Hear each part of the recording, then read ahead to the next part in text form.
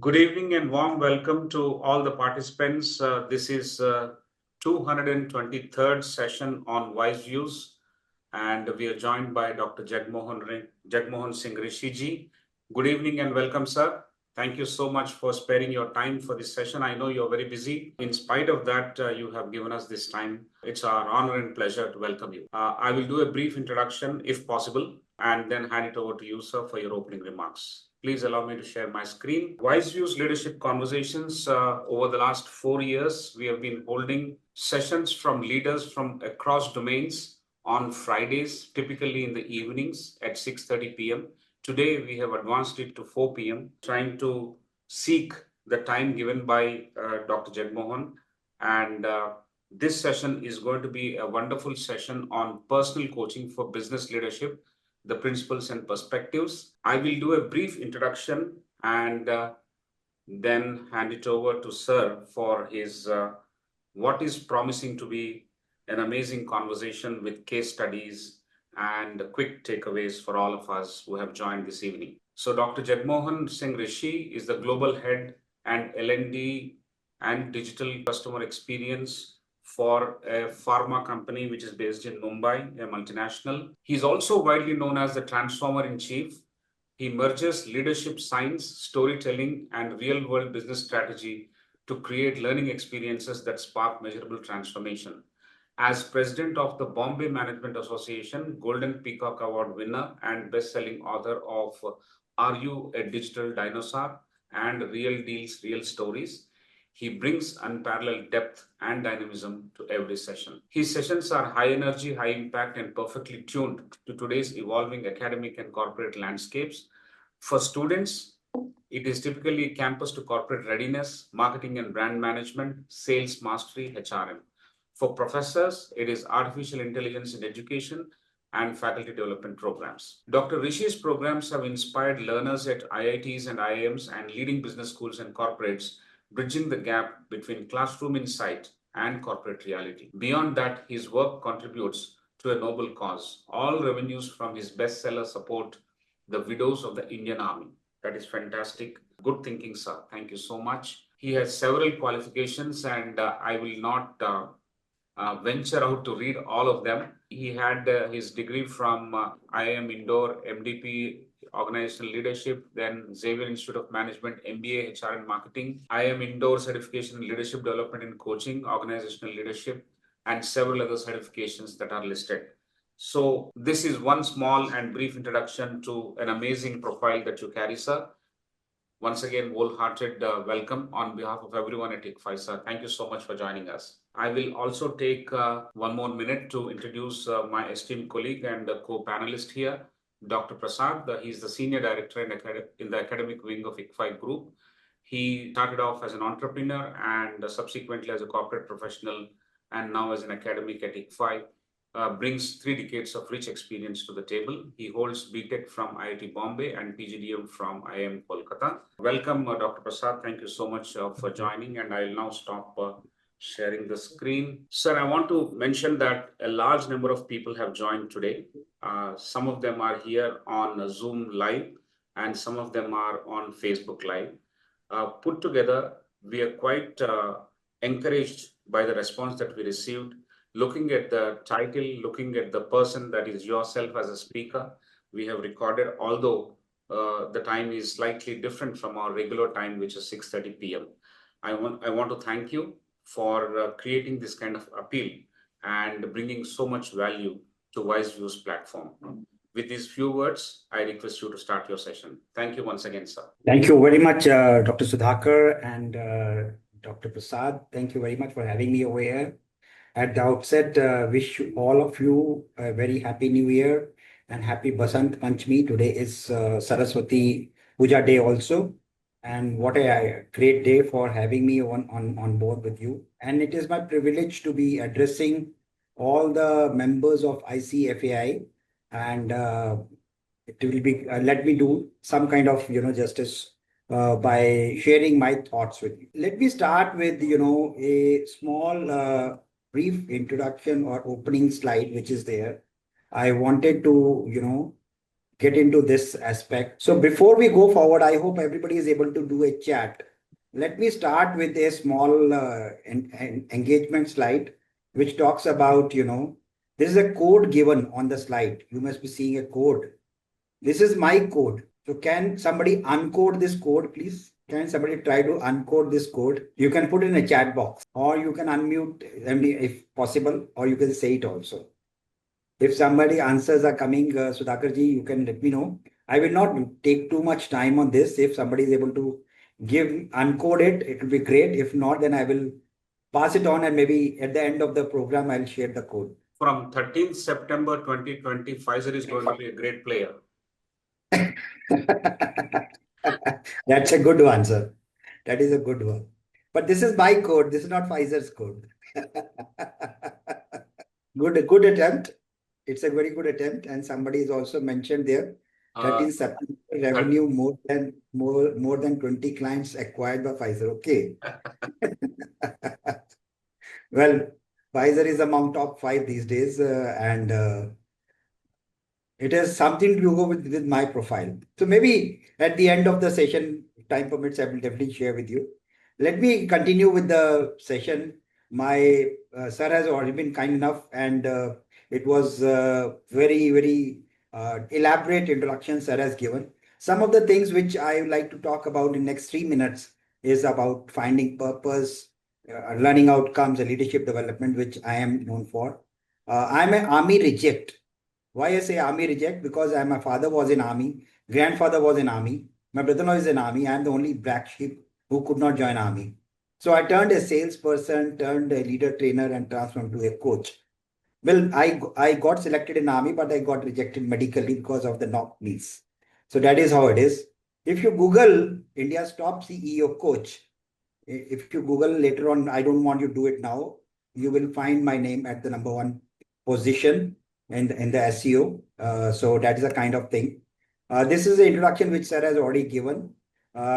President of Bombay Management Association, certified on business coaching by ICFAI and Marshall Goldsmith, certified in Balanced Scorecard. And something I'll mention here, I'm on a Harvard business advisory panel, and interviewed Philip Kotler in India. Also featured in CNBC as a top CX leader. This was a moment when I was in CNBC for the interview. This is my mission is to create 100,000 leaders in this world who can make the real difference to this world and ecosystem. And my favorite lines are where the mind is without fear and the head is held high. I'll not read the complete one.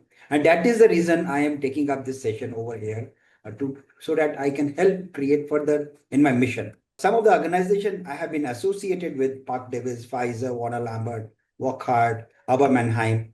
Some of the companies where I've coached personally, these are some of the organizations. You must be seeing that I also coach in Bollywood. Yeah, they require a lot of coaching on the mental wellness and other aspects. Let me not share the names of the actors or actresses which are there. I am also associated with academic institutes where I partner, mostly from Mumbai. Now I will add ICFAI from Hyderabad also. That is how to do. And this is a moment with Philip Kotler when I had spent I interviewed him in 2021. My gurus, Marshall Goldsmith and Andrew Brandt. And I encourage everybody to read this book. What got you here will not get you there. This is in itself is a Bible, particularly for leaders, corporate or academics, accordingly. Some of the moments of trainings which are there, I'll run through these slides. Dubai, Singapore. This was in Kuala Lumpur. And this was at IIM Kashipur. This was in Dubai when I received Golden Peacock Award. Recently in Goa as a motivational storyteller. This was my book when it came, Are You Digital Dinosaur, first book. This is my second book recently launched, which I'm going to talk about it. And best part, which I mentioned is earlier, all profits being donated to foundation supporting the widows of me. And I encourage everybody to donate from 500 to 5,000, 5 lakh, whatever it is. I also give back to society. I initiated a program called 50 is New Youth, a certification in AI, Chat, GPT, and MS Office, provided some people are above 50 years. If somebody is below 50 years, it is chargeable. Above 50 years, it is free of cost. So that is how it is. And in short, this is a small introduction part. Let me get into the presentation mode, which is there. I'm going to talk about this book called Real Deals, Real Stories, which wherein it has made, I've covered some principles and concepts from this book, Real Deals, Real Stories. And it talks about some of the concepts of, that it's a collection of real sales coaching cases from my personal experience.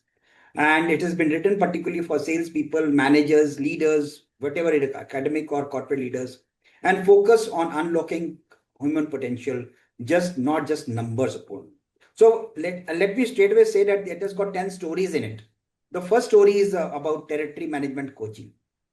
So as a salespeople, they have to manage a territory, beat, we call it. So as a coach, how do they manage a coach, territory manager? How does he coach people? Normally, a salesperson, there's a story mentioned that a salesperson struggled to manage large territory and achieved only 70% of the target. The key issue identified was a poor client prioritization. And of course, coach introduced a client segmentation and planned frequency accordingly. There was a resulted in better focus and time management and improved sales effectiveness. So there are 10 such stories. I will cover about 3 or 4 of them, and rest I will just pass it on because I will talk about some more concepts in the end. The second is about coaching or handling objections and closing the deals. A very high performing salesperson excelled at pitching but struggled with handling objections and closing the deal. So this is a real scenario, my dear friends, and I've personally coached people who are excellent communicators, but they do one-way communication. Despite the strong leads and conversion ratio, they remained low and it caused frustration and burnout also. So a coach helped in building confidence, prepared responses to common objections, and helped using clear structure. Now, how does it happen basically? Coaching is a process in which it is not coach's agenda. It is the coachee's agenda. So what coachee wants, that is exactly what is being done. I like to get some kind of response from the audience. How many of you have coaches in your life? I'm not talking about mentors. I'm talking about coaches. Do you have coaches in your life? I have 2 coaches in my life. I'll say one mentor and one coach. Financial person is a mentor and my life coach is a coach. Can somebody put in the chat box? So if it is there, it will be great to know.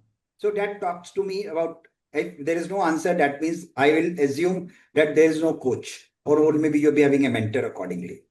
So this is a second case which is there.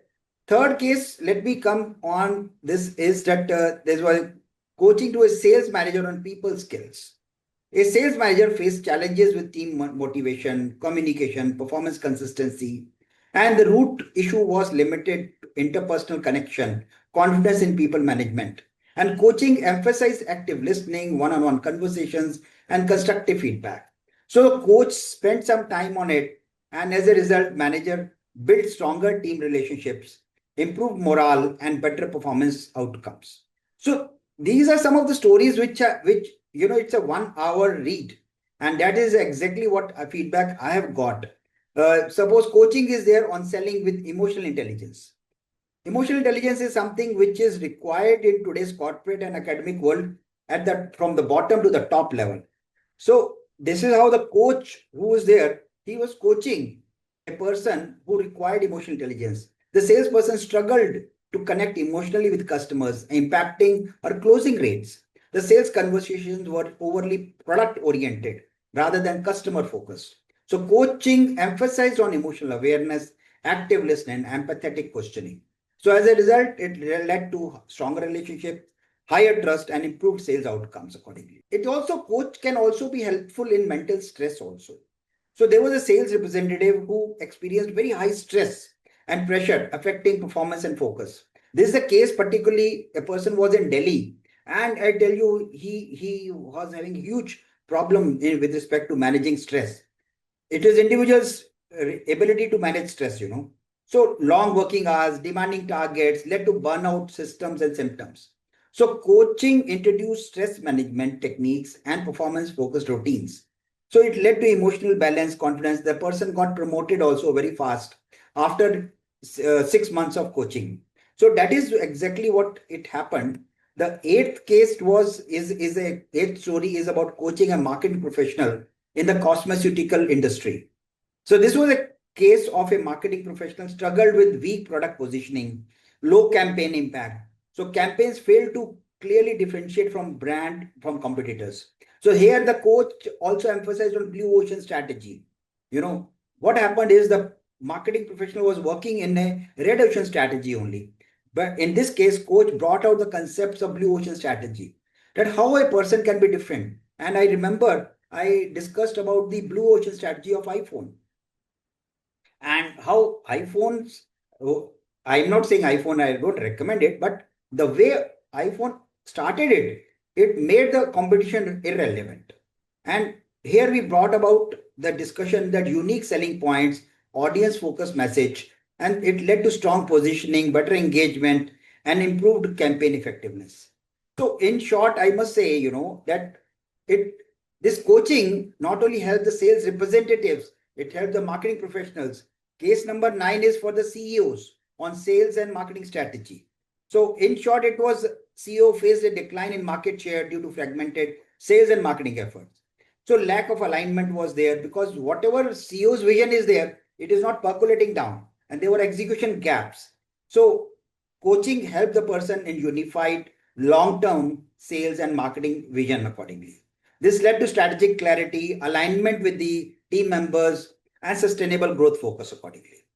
I'm just conducting a workshop over here. The workshop is primarily on strategic alignment and execution excellence.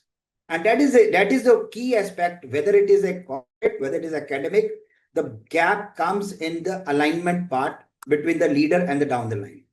Then, of course, the final story is about coaching a vice president on FMCG.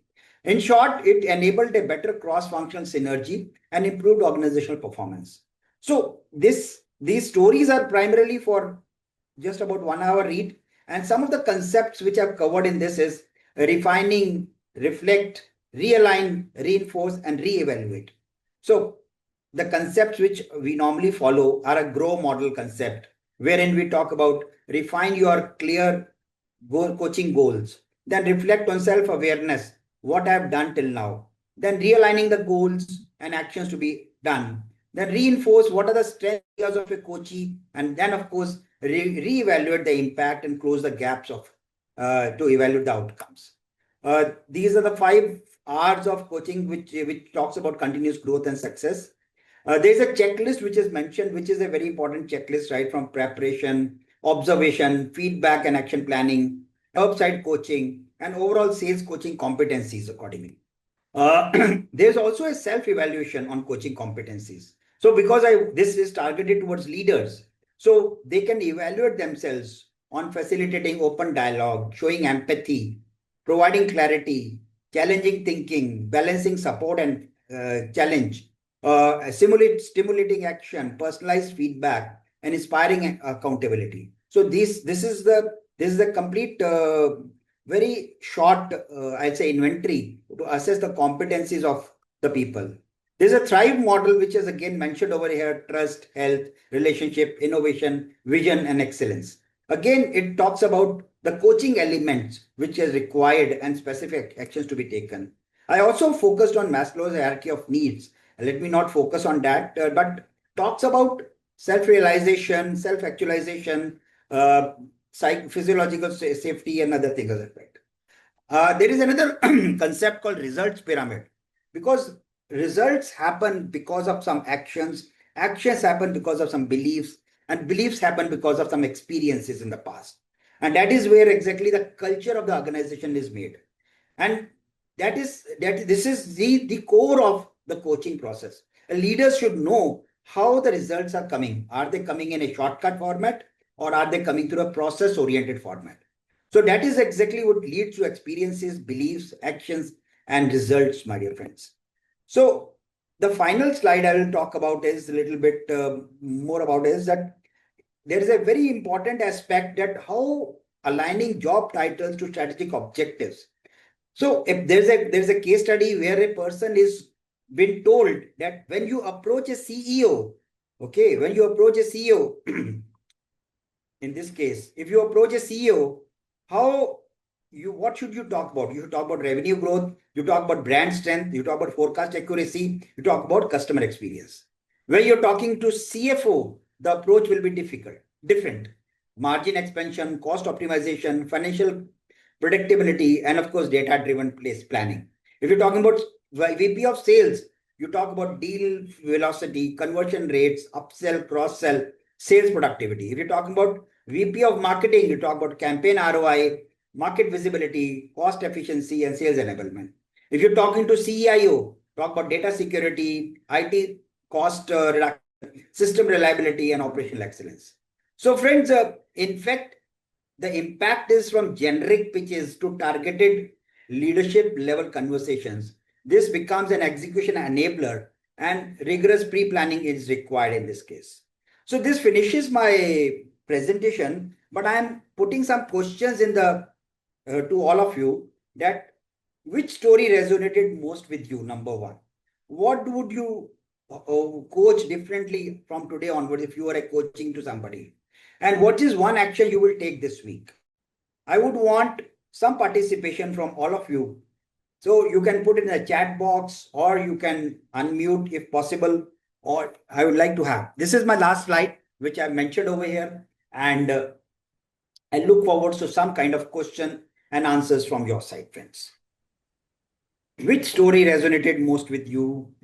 How would you coach differently from today onwards? And what is one action you will take this week, particularly? Today is being Friday, so week is getting ended tomorrow. So look forward to your answers in the chat box. There are half a century people over here. At least 20% should answer to this. At least I'm saying. So as promised, I finished it in 20 minutes, sir. And now this is my question to all the audience. I look forward to some kind of responses in the chat box, or via answering. You can unmute and say it, and look forward to your inputs from your side. Yes, sir. I think they will key in the responses in the chat box. We will continue with the Q&A, and in the meantime, I think they will respond. Okay. Sure. Look forward, sir. I have all the patience in my life. Yeah. Thank you, sir. I'll talk about these two books also. Are You Digital Dinosaur, which was one. My next book is coming is What is Your Elemental Vibe, which I will talk about maybe later. So this is, in short, please make a note of these questions and look forward to your participation in it. Great, sir. Thank you so much. It's a wonderful presentation and overview on the anatomy of coaching in itself. I think it is appealing to different leaders in a slightly different way. You have helped us grasp it from our own standpoint. Some of us are in roles of business. Some of us are at the middle level. Some of us are in academics. Some of us are students. So it has set us into a mode of deep thinking, whether to reflect in the current position or reflect in the desired position. But I think that confusion will be there over a period of time. I think they will respond to your questions in the next few minutes in the chat box. But sir, thank you so much for this overview. Although largely the use cases or the examples that you have given fall in the domain of sales and marketing as an organization at various roles that the coaching roles have been identified and the focus areas have been identified, I believe pretty much that can be applied to other domains as well, other roles as well. So this is just an example in terms of the effectiveness with which we can take it forward. There are 2-3 points that stay with us. One is communication is not English. A large number of people think that if you are good at English, that is communication, and that's actually not. Communication, as you have rightly said, is the active listening. Our body language, and then listening to the other person, grasping, building trust, and thereafter, your relationship is going to yield great deal of results as far as your business is concerned. I think this entire funnel is beginning with what is called good communication skills, and what traditionally has been believed that communication is only English, and that's where it begins. Second one is empathy. If empathy has been identified as a very important factor in relationship building, it is also very important between the relationship of a coach and coachee, a senior and junior in organization, a leader and team member in organization. Similarly, a marketing professional and a customer. Everywhere, empathy plays a very important redefining role in changing the fortunes of what you are actually focusing on. Therefore, these two at the top of my mind from the presentation that you have given, and more we are looking forward to grasp as we go forward. Without much ado, we will start the Q&A session, sir. I'll invite Professor Prasad to start the cluster number 1. I'll come back for cluster number 2, and during the second cluster, we'll open the mic for the audience to speak to you directly. Okay, sir. So over to you, Professor Prasad. Thank you so much. Thank you, Professor Rao. Thank you, Dr. Jagmohan, for a very vital area that we need to get into detail and practice rather than just taking it as another session. It is actually part of life, not just for sales, because everything at the end of the day is selling. You want to influence others. So I think we've got an excellent person for this session.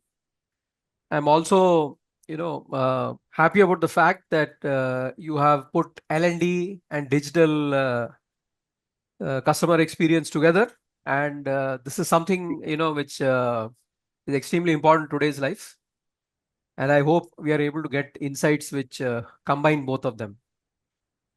They bring in two different angles, and I hope the audience is able to take back insights which integrate them. Quite often, those in sales, there are a lot of people who don't listen properly. There's more push, less pull. And what you're talking about is trying to bring in both together. So that's a very interesting thing. So let me start with the first question. In fact, in a way, it's a modification of the question that I have understood from those that you have posed. So let me start with that question. There are many views, definitions, frameworks on what leadership actually is. They've been leading global practitioners, thought leaders, various definitions from ages, servant leadership, level 5 leadership, etc., etc. But today we live in the world of Gen Z and Gen Alpha, and they dominate. And in India, that is the majority of the population. And along with AI-driven technology, AI being at the foremost of that. Given this, what kind of leadership succeeds for today's world of that to increasing conflict? Every day, the front page of the newspaper is about countries talking about very different things. So we've got more conflict, and we've got Gen Z and Gen Alpha. We've got AI. So what kind of leadership succeeds in today's context?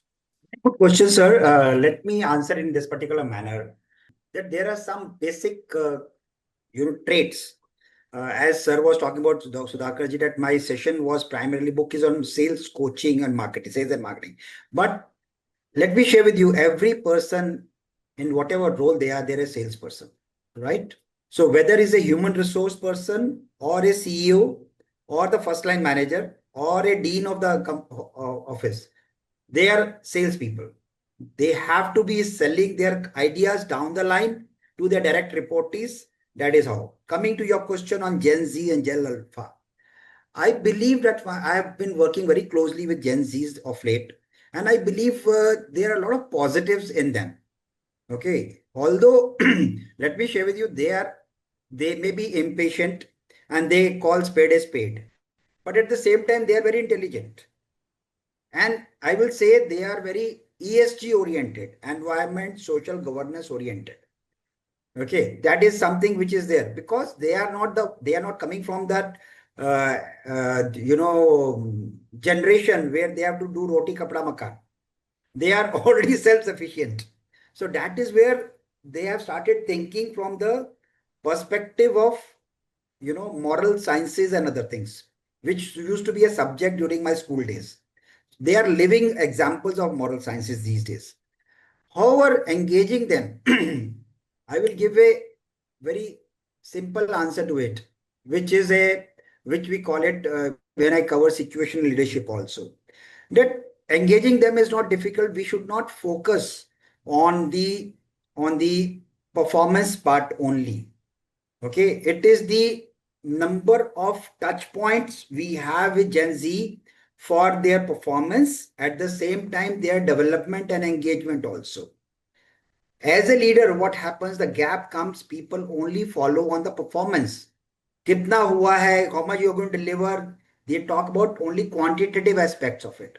Qualitative is normally forgotten. So if we focus on the increased touch points, as Sudhakar ji also mentioned about empathy, psychological safety, these points, if we cover as a leader for the Gen Zs and Gen Alpha, I think they can do wonders. That is what my two-bit answer for engaging Gen Zs and Gen Alpha. And I have Gen Zs in my team, and they are performing very well. Let me share with you. You have to first, I mean, again, any leadership concept, basics are basics. A leader has to first align his thoughts with the down the line. You know, when I'm a president of BMA, Bombay Management Association, I have got all Gen Zs in my office there. I have to first align my thoughts with them, and they're implementing it. You can't leave them on their own. In between, you need to check it out. And that is how they are doing wonderful work at BMA also and at my organization also. And only thing is, as a leader, you have to express it very clearly. Okay, this is what my plan is, and get ideas from them. And you support them, nudge them here and there, and they will do wonders. I Thank you. remember once again, I said the number of touch points on performance and development and engagement. This is the definition, sir.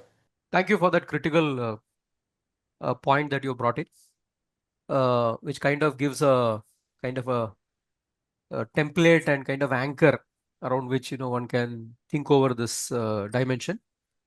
I'll take it to the next question, and this is with respect to educational institutions, on which also you do a lot of work. Yes. So, when we come to these two generations, Gen Z, okay, they may not be there at Gen Alpha may not be there at work, but they're there as our children, and we see many of them going to school. So, if we take Gen Z and Gen Alpha, and we need to look at what parents and faculty, the concept of coaching is not so much come in. That kind of thinking, those kind of principles have not so much come in as far as faculty and parents do go. But given the situation today and the very different background that the parents and faculty come from, it certainly can be useful. So if you look at this framework and try to see how parents and faculty members at institutions can benefit from it, whether it is higher education or whether it is school, keeping Gen Z and Gen Alpha, then what kind of inputs would you more specifically suggest? There is no standard framework for, inputs for parents or, for faculty, I'll say it. I would say that it, again, I am a great believer of coaching. And I will say that coaching is not needed by Gen Alpha or Gen Z. Coaching is needed by faculty and the parents. So that is what is required. So we should be putting the fire at the right place, not at the wrong place. So it is the wrong managing of Gen Z and Gen Alpha which lead to this kind of revolt or reaction. So that is here where my friends they are the parents of Gen Alpha, and I know what kind of problems they're facing. Okay, so the child is very brilliant. Child is very brilliant, but the child sometimes when he comes to my place, he mimics his mother. That she is micromanaging me. She is finding out what I'm doing on my laptop. She is finding out what I'm doing on my mobile. So he is a very value-driven person. But if you do a wrong micromanaging, you will lose that child. Right? That is where the difficulty comes. So again, I must say it is the parents and the faculty who needs coaching, not the child. And they should know how to handle such high energy people. It's a typical example which I give during my. If I may just interject, my question Yeah. is precisely for parents and faculty because I think there's a big mess out there. So what are the Yeah. specific inputs for faculty and parents? I will say that, again, if particularly for faculty and parents, you need to focus on having empathy with the child, at the same time give psychological safety to the child or student. Psychological safety is one thing which is very, very prominent in corporate world as well as in academic world.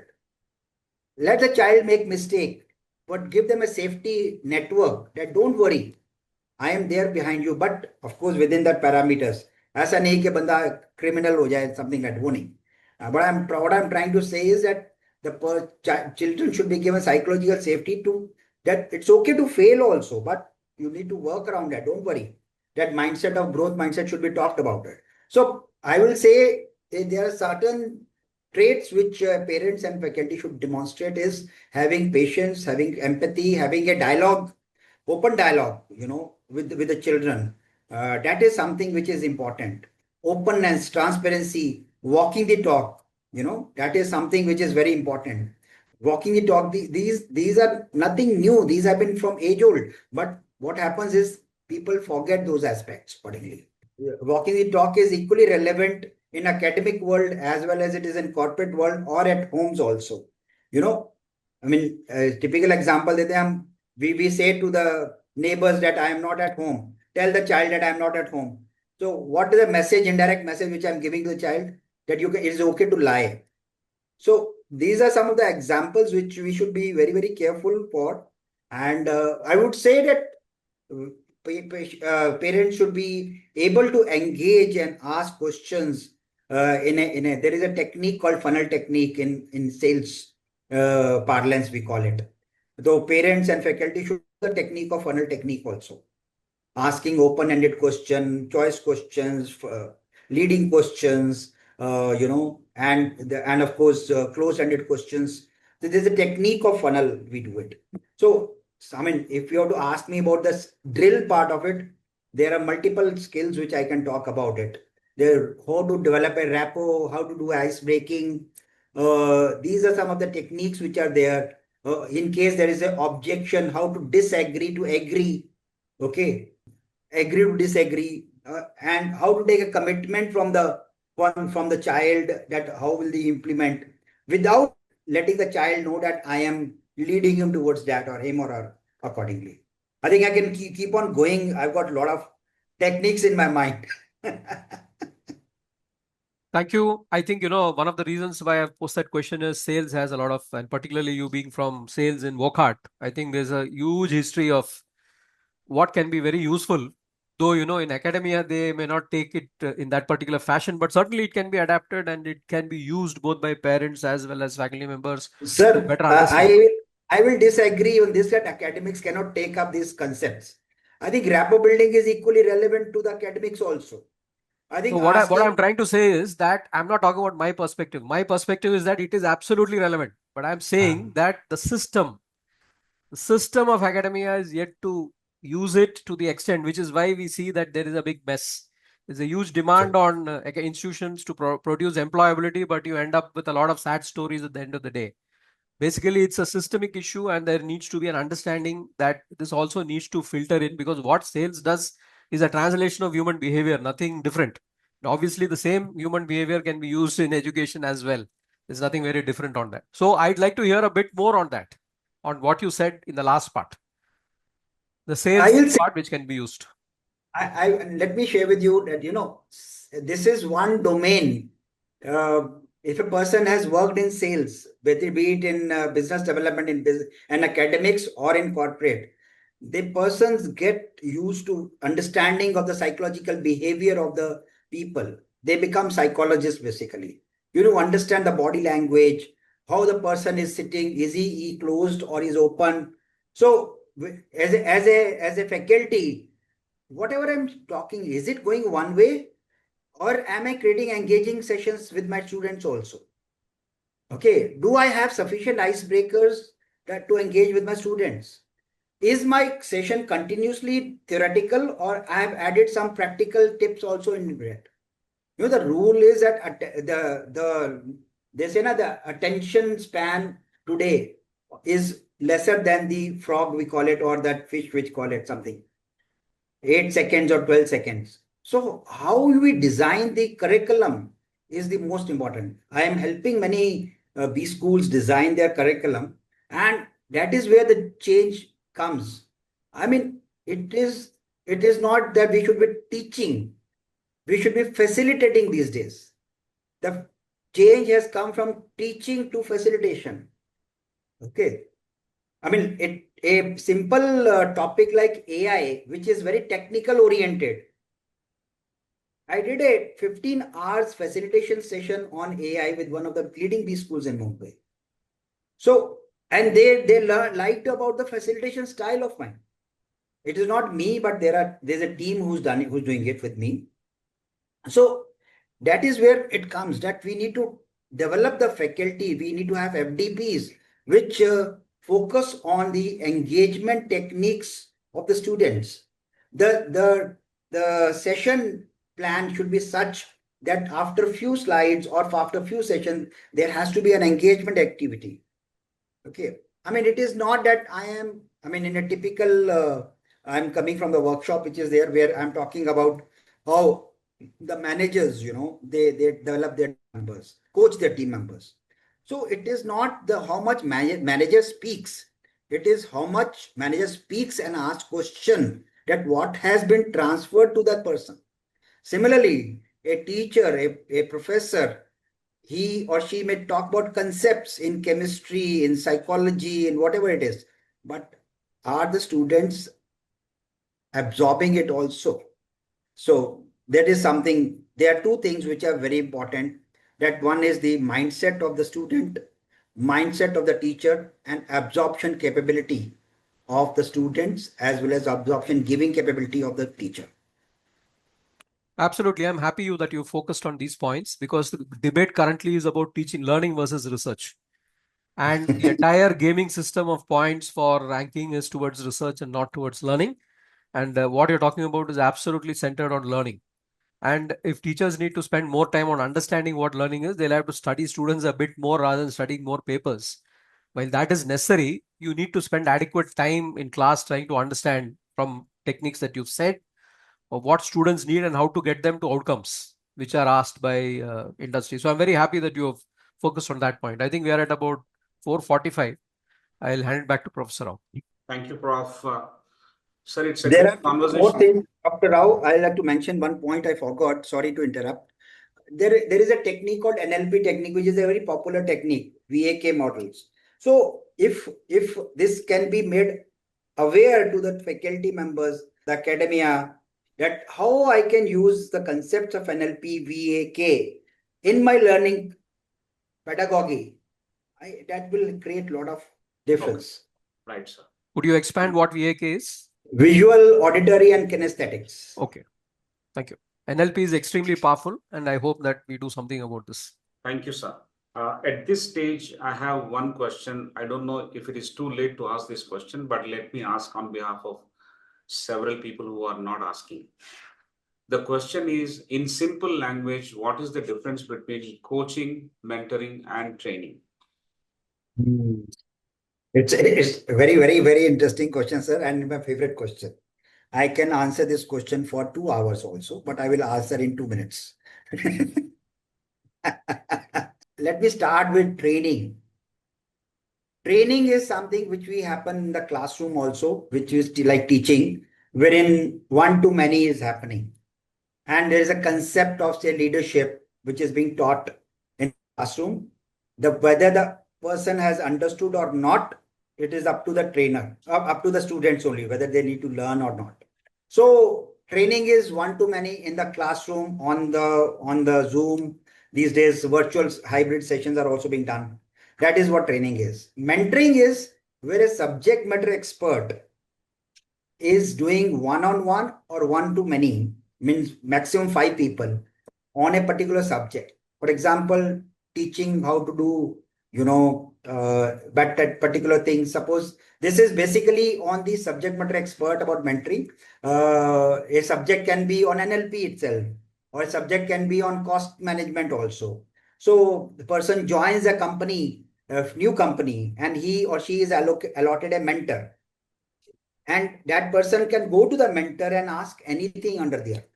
That I am not comfortable with this, I am not comfortable with that person, I need more clarification on the subject. So there are two kinds of mentor. One is the subject matter experts, And second is buddy kind of mentor kind of there. That is a mentor. Third is coaching. Coaching here is in like training, it is trainer's agenda. Mentoring, it is mentor's agenda. Coaching is coach's agenda. So there are one-on-one sessions which are happening. Coaching mostly starts with one-on-one session. And coachee decides it can be corporate allocated coachee or it can be one on B2C also. Directly coachee can approach a coach also. Coach is mostly certified by bodies like ICF and Marshall Goldsmith, who, it's a very rigorous training in coaching. We have to do 100 hours of coaching, paid coaching, and then you get certified by ICF, and then you get ACC, PCC, and MCC kind of coaching. And this can be 6 sessions, it can be 9 sessions, it can be 12 sessions at a gap of 15 days to 1 month, 1 hour session each. And coachee can decide what he or she wants. Suppose I am coaching you, you say that I would like to, talk about my health. The coach will decide upon the SMART goals, stretch goals. You say, I want to be healthy. So define healthy. What do you mean by healthy? You say, I am today, suppose I am say 72 kgs, I want to be 65 kgs. So you want to reduce 7 kgs accordingly in that. What else? I want to fit into my college jeans. So you are setting the SMART goals already, and that will lead to the passage. And that will lead. So SMART goal is something which is very, very important from setting up in a coaching session. And that will lead to the next points accordingly. We call it SMART shining goals. That is how it is. Great, sir. Great. Thank you.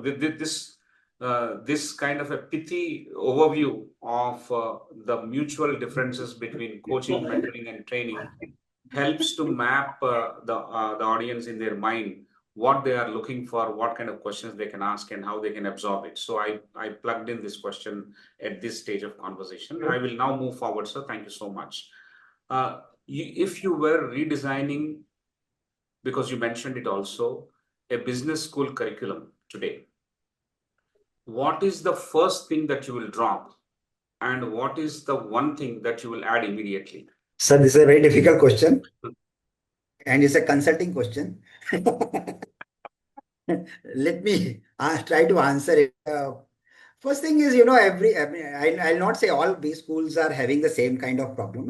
There are B schools where I've seen that their students are pretty 80% market ready. But there are some B schools where are 30% market ready also. So I will say that, the curriculum, the way the sessions are being taken, that I will first thing I will change that aspect. Because whatever you say, the moment we say school, that thought process of school teacher comes into the play, and we have to ensure that the mindset of a professor or a teacher has to be changed. Maybe you change the designation part. Maybe you call something else, facilitator, teacher, trainer, whatever you call it. You have to ensure that their methodology changes. 90% of time I've seen that teacher and faculty, professor is doing one-way talking only. They are not concerned whether the absorption is happening on the other side. Sorry if I am being a little blunt, but that's what I have personally seen also. Let me share with you what happens is that it's an ecosystem effect. A person is a fantastic trainer in a corporate, but the moment he enters into academic, he becomes a teacher and uses the same concepts. What a college and institute uses it. Why? So that is where I will say, so one has to be, there is a concept called, mental energy. And our chairman used a very good quote that live as if you are going to die tomorrow, and learn as if you are going to live forever. Mahatma Gandhi ji said. And second is, as you learn, you will never become old, whether you are at 20 or you are at 80. And third point, which I really mention is mental energy. If you are mentally energetic, apart from being physically energetic, it will lead to creativity, it will lead to innovation. So what I do is, for me, every session is a customized session, whether the topic is same. I customize it as per the session which is there. So I would say that if slide notes have been made for one session, it should not be repeated every year. Find out what new thing I can do in this. That is how. For Right. example, today's presentation, which is there, I have many copies of it, but I customized it, made it for you only that way. Thank you. Thank you so much, sir. Sir, I have two questions before we take questions from the audience. I think one of them has already raised the hand, but I'll go back to that person in a moment. The question is, one is about AI. What are your top of the mind worries about the way education institutions are looking at AI currently, or how the way AI is being introduced into education currently? Are there any worries from your point of view? I will say AI is a great friend, sir. Let me be very frank. And AI is a great tool. And my favorite statement is AI is not going to take anybody's job, but people who know AI will take their job. Okay, so it is good to know AI. The biggest worry is the plagiarism and copy pasting part.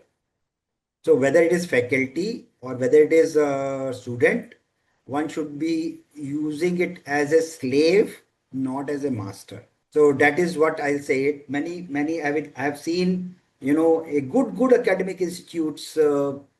They just do the prompt engineering part and send us the notes. Right. Okay. So I mean, I will not go into details of it because I'm engaging with many academic institutes from the professional point of view also. So that one should be little careful for, because once the impression is lost, it is lost forever. So it is not the impression of the individual person, it is the impression of the academic institution कि भैया ये तो copy paste ही करते हैं. So that is where you are a brand ambassador of that institute. For example, I always tell my sales guys, you are a brand ambassador of your company. So how you talk, how you present, what is the personality you're demonstrating? So AI personality is also one of the personalities. So use it as a slave, not as a master. What was the second question you asked? I think this was. This is the first question. Second question is, sir, what makes a leader today become a digital dinosaur? I will say, maybe I have not been able to clearly mention that are you a digital dinosaur meant extinct. Mhm. So it is not that huge part of it. So are you a digital dinosaur means that are you upgrading, upskilling on some parameters or not, or are you becoming extinct? So that is where it meant about it. And I have given a 2x2 grid in that are you a digital maestro or are you a digital dinosaur? There is a scale given in it. And I will say the leaders have to know, because what has happened is today the awareness of AI and digital is pretty high. But there was a time before COVID, people were afraid of digitization. And it was, we call it, the chief digital officer was COVID. COVID was a CDO, let me be very frank. And that led to digitization, use of AI, ML, blockchain, digital transformation, all those things accordingly, which I mentioned in my book, Are You Digital Dinosaur also.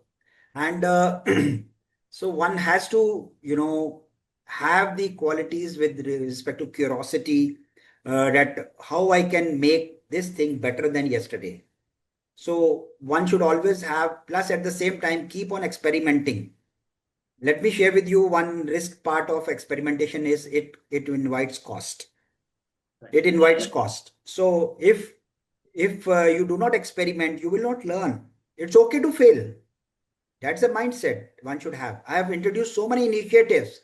All have not succeeded, you know. I mean, I've introduced a system of retention of the students of not my field force, 50 participants by a B school for 11-month certification program. It was a retention tool. For 1 year, it worked very well. Second year, it failed because of the environment scenarios. So it is important for us to know that we should be very, very having a mindset, a growth mindset to experiment. वो कहते हैं ना घर जो वो Hindi there is a quote वो तिफ्र क्या गिरे जो घर से निकला ही नहीं गिरा करते हैं घुड़सवार ही मैदान जंग में वो तिफ्र क्या गिरे जो घर से निकला ही नहीं so you have to go in the market if really you are to fail it should not happen that why should I go out it is raining outside no I will get wet in the rain don't worry about it yeah you'll get wet. That's a very powerful metaphor of being market ready and stepping out to experience the adversities, and then invite all the rough edges so that you become a veteran, you become a master of all these problem solving. Fantastic, sir. So my last question before I open the mic, the question is from the digital customer experience landscape, because that's what you have put it right under your name. What are a few tips or lessons that we can take to business leaders? From the digital customer experience, what I mean is that whatever initiatives you are doing, are you measuring it?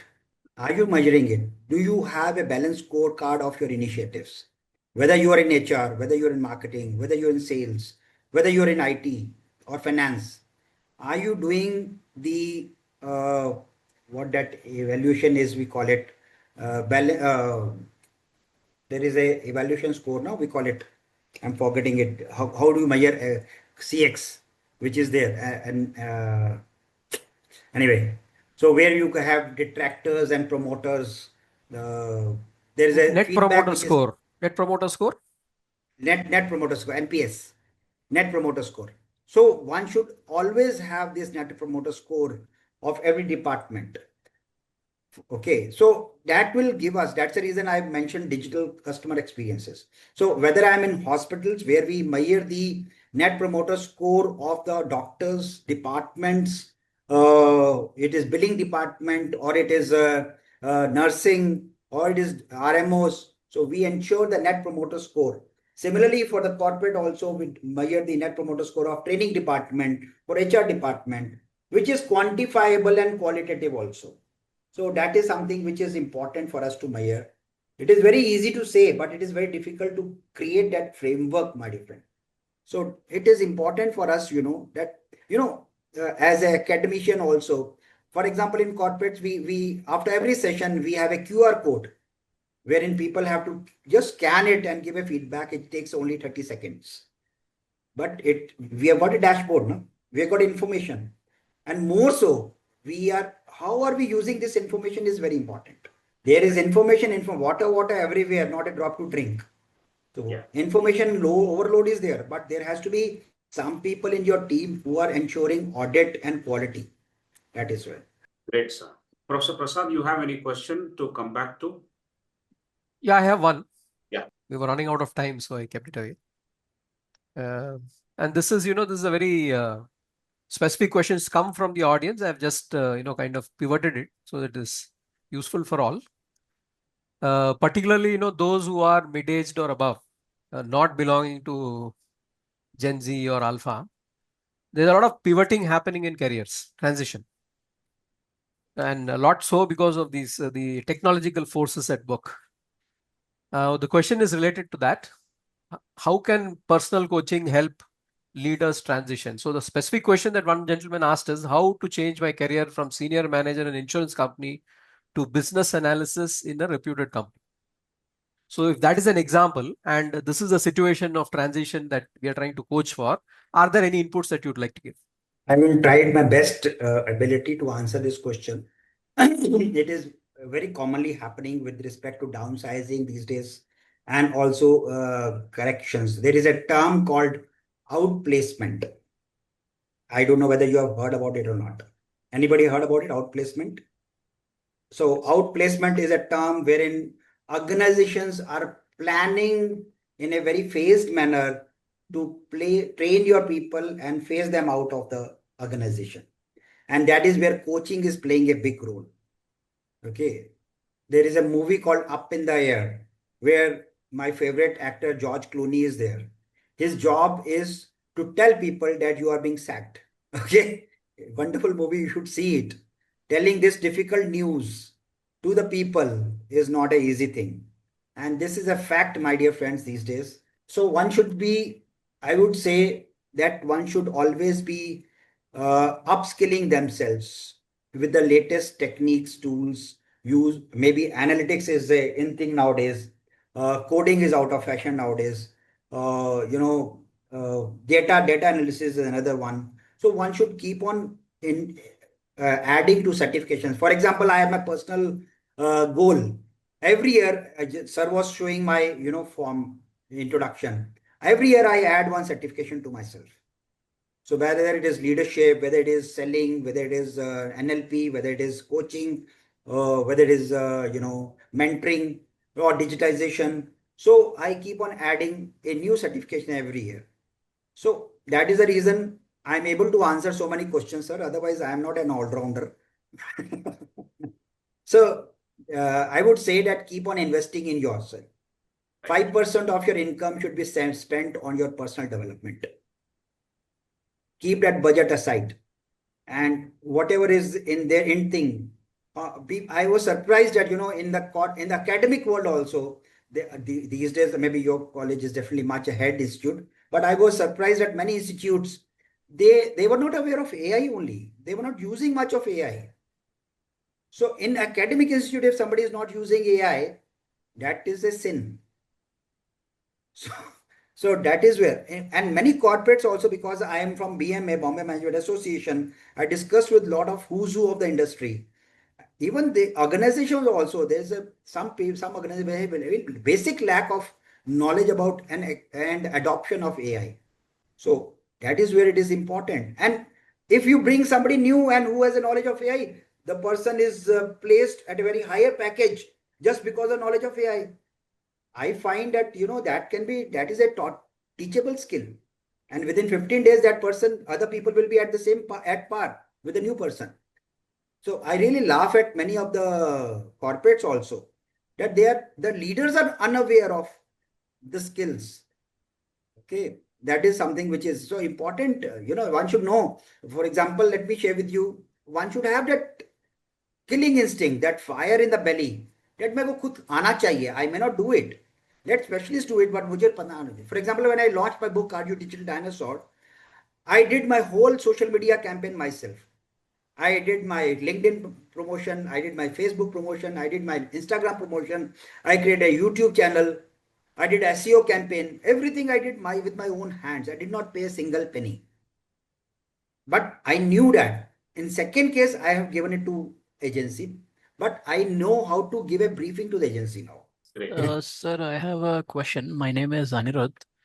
Yeah. So my question is, you are quoting the example of Up in the Air. I had a question which is similar. In an organization, when we generally talk of any department like marketing, finance, we'll also focus on various stakeholders. Like you are saying, you are doing digital marketing. So as a stakeholder, you have the opportunity. But my question is, while we focus so much on upskilling, can the leadership in an organization or a corporate also expand their human resource function to include stakeholders and not just the employees? It could have, it could be much more inclusive. I think Anirudhji, this is the basics of any kind of upskilling exercise. The upskilling doesn't start from the employees, it starts from the stakeholders first. The first stakeholder of your company for a human resource or training function is your CEO or the department heads. You have to first sell it to them. Then down the line, employees will automatically fall in line. If you go bottoms up, you will fail miserably. The stakeholder number one is the CEO or the president of the company. first selling has to be done to him or her. There is a known as law of lid. If lid is not convinced, the utensil will burn out. I hope I answered your question, sir. Yes. It's beautiful. It's a question of epitomizing agency, and then from there it starts, and rest of the organization will follow. Yes. In academic terms, we call it systemic thinking, sir. Systemic thinking. Yes, absolutely. Right. We have spent more than an hour, sir. I will not hold you back because there are a lot of people who are waiting for you in the room. So you may go back to your coaching, you may go back to your session now. I will summarize a few important takeaways from this wonderful session today. The first thing is that sales is the philosophy of all economic activity in this world. Sales as a persona is the basis of all economic activity. Sales survives at a high energy level, and therefore the individuals who are representing sales will have to create that high energy situations, high energy moments, and high energy anecdotes, high energy touch points, so that we thrive there and do very well. And hopefully the functionally different kind of roles, which are not called sales but other roles, also pick up from this and create those high energy touch points, so that we meet what is usually called the fire in the belly moments, and then we inspire and motivate others. That may be students in front of us, that may be our own team members in front of us, and that may be a business to business organization discussion that's going to happen. So, but that's the reality. That's the first takeaway. Second one is that with respect to Gen Z, it is not just measuring the performance. We should go beyond the performance and look at all the other touch points in terms of development, in terms of engaging them as well, so that we stay glued or we harness maximum the energy and the abilities and competencies of Gen Z. So that's a good solution or a mantra that you are given. Third one is for parents and teachers alike. Our children are not going to behave very well or change their habits just because you and I are merely wishing for it. They will change because we do it ourselves. They don't go by our talk, they don't go by our wish, they go by what we do. So there is a demonstrative leadership template that's required from parents and faculty members in an institution to bring about some kind of change, and you call it walk the talk. And that's a beautiful way of changing mindsets and also building absorption capacities both ways. The third and very important aspect is that we are all at some point of time brand ambassadors of the organizations that we represent. Standing in front of the students and teaching them, this is a moment of truth. The way you dress, the way you talk, the way you address, everything is a transactional brand being lived over there. And if you lose there in the classroom, you can't pay money and build your brand outside the classroom. You have already lost it. So it is very important for us to realize that we are all brand ambassadors in every activity that we do, whether it is classroom, outside the classroom, transaction, talking to a leader, a prospective customer. Everywhere we are representing our brand and we are the brand ambassadors. That's a fantastic point that you have mentioned, sir. The other point that I would like to talk about is the agency factor, which we have to bring in, the agency factor in organizations to take decisions and take everyone along with us is a very, very important aspect. Just now you have mentioned about the top layer of the leadership taking a call on that and making sure that the systemic thinking is in place. Someone has to take a call on that and move forward. And if you do anything other way, that is bottoms up, it may not work. It may take a lot of time as well. The other aspect that you talked about is the difference between coaching, training, and mentoring. The clarity has helped all of us grasp how important it is to focus on each of these things at different stages as per the requirement of the coachee. And last one is that coachee's agenda. Coachee drives that smart agenda that one keeps and then extracts maximum from the coach. is the responsibility of the coachee, and that differentiation has absolutely helped us understand. And various frameworks and models like Thrive model or the results pyramid, this has given a great input for us to measure everything. I think if you don't measure, there is no way that we can actually bring about the change. The growth mindset that we often talk about remains as an academic paradigm if we don't actually measure and help the members of our team to appreciate it better and take it forward. Everything is in application, everything is in the outlook, everything has to be modern in terms of adopting what is called AI or a digital technology, or even new waves of change, new thoughts and new perceptions that may be brought in by our employees, by our colleagues, by our students, and everyone that is working with us. Overall, it's a wonderful session and an eye-opener. And if we wish we had more time to allow you to take us through your wonderful, energetic sessions like the way you always handle. But I think I'll request you to come to our campus anytime next time and then have an in-person session so that we all stand benefited from your personal coaching views as well as your experience sharing, and more importantly, those case studies, the detailed case studies that we can look at, because it requires about 1.5 to 2 hours of a session, which I think is better done in person. I look forward to seeking your time for interacting with you next time at campus. On behalf of everyone, thank you so much for this session, sir. Thank you very much, sir. Thank you very much. Thanks for having me here. In fact, I'm rather surprised that you have extracted a lot of things, and I would want those questions, notes which you have made, sir. I will. Thank you, sir. Sir, what we do is we write a summary. We have Professor Ved Purishwar helping us writing these summaries of the sessions. We also need your PPT, if you don't mind. Kindly email it to me, which will help us put a summary together. For those who missed, they can go back to a website and they can learn. How important it is for us is to make learning accessible, not just an intent, but also in terms of action. We want to put it up there along with the video and the text summary so that those guys who have missed it can actually go back and keep learning again and again multiple times. Kindly help us in this mission, sir.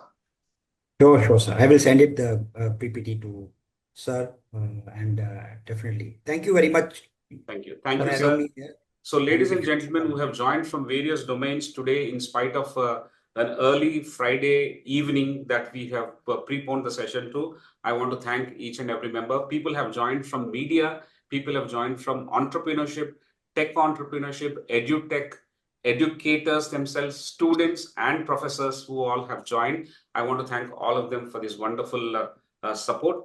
Come back again next week at same time, probably at 6:30 p.m. next week. We will learn from another leader. Till then, keep browsing Dr. Jagmohan Singh Rishi. Period.